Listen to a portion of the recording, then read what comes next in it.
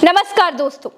जिस देश में मुसलमानों को खुलेआम आतंकी बता दिया जाता है, जिस देश में बीजेपी नेताओं को ये कहने में बिल्कुल तकलीफ नहीं होती है कि हर आतंकी मुसलमान ही क्यों होता है, देश में हर आतंकवादी मुस्लिम क्यों होता है, उस देश में राहुल गांधी को इसलिए 2 साल की सजा सुना दी गई क्योंकि नीरव मोदी, ललित मोदी जैसों का जिक्र करते हुए राहुल गांधी ने एक रैली में ये कह दिया था कि कैसे सभी चोरों का सरनेम मोदी होता है। जिस देश में उत्तर प्रदेश के डिप्टी सीएम खुलेआम सरेआम सारी यादव बिरादरी को जातिवादी कहते हैं, वह यादव जितना जातिवादी है उतना ही राष्ट्रवादी है। सुना, उस देश में राहुल गांधी को मोदी सरनेम वाले लुटेरों को घेरने पर 2 साल की सजा सुना दी गई है। जिस देश में बीजेपी के नेता, मंत्री, आंदोलन करने वाले सारे किसानों को आतंकी कहते हैं, उस देश में मोदी सरनेम पर बयान देने पर राहुल गांधी को 2 साल की सजा हो गई है। जिस देश में सत्ता में बैठे लोग किसानों को खालिस्तानी कहते हैं, उनको कोई कुछ नहीं कहता, उस देश में राहुल गांधी को मोदी सरनेम पर बयान देने पर 2 साल की सजा हो गई है। किसानों को आतंकी कहने वालों को, खालिस्तानी कहने वालों को 2 साल की सजा कब होगी? फिर किसान आप उन लोगों को बोले मवाली है वो। अगर कानून सच में सबके लिए बराबर है तो होनी चाहिए। मारे डर के लोग कोर्ट नहीं जा पा रहे हैं या फिर उनके पास पीएम केयर फंड जैसी कोई आर्थिक व्यवस्था नहीं है, तो अदालतों को किसानों के अपमान पर स्वतः संज्ञान लेना चाहिए। अदालतों को मुसलमानों के अपमान पर स्वतः संज्ञान लेना चाहिए और बीजेपी के लोगों को भी 2-2 साल की सजा दिलानी चाहिए। किसानों का अपमान अपमान नहीं है, मुसलमानों का अपमान अपमान नहीं है। हाँ, अगर है तो लोकतंत्र में सच में सबको बराबरी का दर्जा अगर सच में है तो सबको सजाएं मिलनी चाहिए।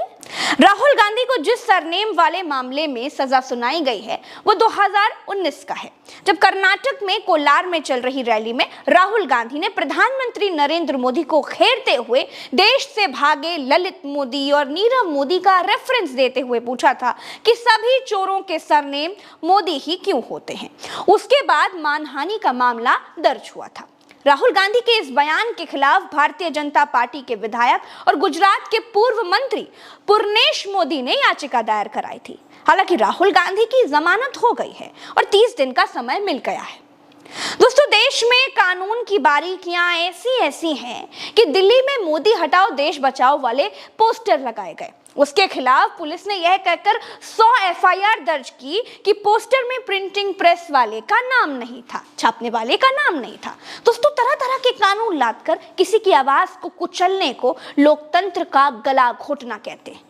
लेकिन अगर राहुल गांधी वाले मामले में आप क्रोनोलॉजी को समझने की कोशिश करेंगे ना, तो पाएंगे कि लंदन में राहुल गांधी ने भारत में लोकतंत्र के खतरे में होने की बात कही थी। उसके बाद भारतीय जनता पार्टी ने उन पर राष्ट्रद्रोह का मुकदमा चलाने की मांग की। फिर राहुल गांधी की सदस्यता रद्द करने की मांग होने लगी, लेकिन अभी तक राहुल गांधी की सदस्यता रद्द नहीं हुई है। लंदन में लोकतंत्र को कमजोर कहना इतना बड़ा मामला तो था नहीं कि राहुल गांधी की सदस्यता रद्द हो सके। तो अब राहुल गांधी की सदस्यता कैसे रद्द हो सकती है भाई? अब राहुल गांधी की सदस्यता रद्द हो सकती है अगर राहुल गांधी को 2 साल से ज्यादा की सजा किसी अदालत से मिल जाएगी तो। राहुल गांधी को गुजरात की सूरत अदालत ने 2 साल की सजा दे दी है। बाकी आप क्रोनोलॉजी समझते हैं।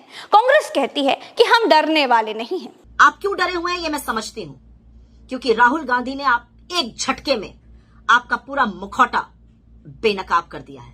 राहुल गांधी जी आपसे अडानी पर सवाल पूछते हैं। राहुल गांधी सवाल पूछ रहा है, राहुल गांधी कठिन सवाल पूछ रहा है। पहली बात ये कि किसी भी तरीके से, जिस तरीके से मोदी नाम की छवि धूमिल होती हो, वो बात कहना पाप है। दिल्ली में ही कोरोना के समय कुछ पोस्टर्स लगे थे जिसमें लिखा था कि मोदी जी आपने हमारे बच्चों की वैक्सीन विदेश क्यों भेज दी। तो कई मजदूरों को गिरफ्तार कर लिया गया था। कोई कार्टून शेयर कर दे तो गिरफ्तार कर लो, कोई पत्रकार कोई सवाल कर दे तो गिरफ्तार कर लो, विपक्ष रैली में अगर कोई कुछ बोल दे तो गिरफ्तार कर दो, संसद में बोलना चाहे तो संसद ठप कर दो, विपक्ष के पीछे ईडी छोड़ दो, सीबीआई छोड़ दो। इतना डर क्यों है? केजरीवाल भी यही पूछ रहे हैं। इतना डर किस बात का डर है प्रधानमंत्री को? इतनी इनसिक्योरिटी, इतने इनसिक्योर हैं, लोगों को पकड़ पकड़ के जेल में डाल रहे हैं। दोस्तों, राहुल गांधी मोदी का नाम अडानी के साथ जोड़कर हिंडनबर्ग रिपोर्ट तक पहुंच गए और तो और ये भी पूछ लिया कि विदेश यात्राओं में आप और अडानी कितनी बार गए, और ये भी पूछ लिया कि अडानी को आप ठेके दिलाते हैं या नहीं। राहुल गांधी को ये सब कुछ नहीं पूछना चाहिए था। राहुल गांधी को उसी पप्पू वाले गेटअप में रहना चाहिए था जो बीजेपी ने उनको दिया था। राहुल गांधी को गुजरात कोर्ट से सजा हो गई है। कोर्ट के निर्णय पर कोई सवाल नहीं कर सकता, हम भी नहीं कर रहे हैं, लेकिन टाइमिंग और क्रोनोलॉजी अगर आप समझेंगे तो आपको बहुत कुछ बताने की जरूरत नहीं पड़ेगी। चुप रहने का और कुछ नहीं कहने का समय आ गया है। दोस्तों, इस वीडियो में इतना ही।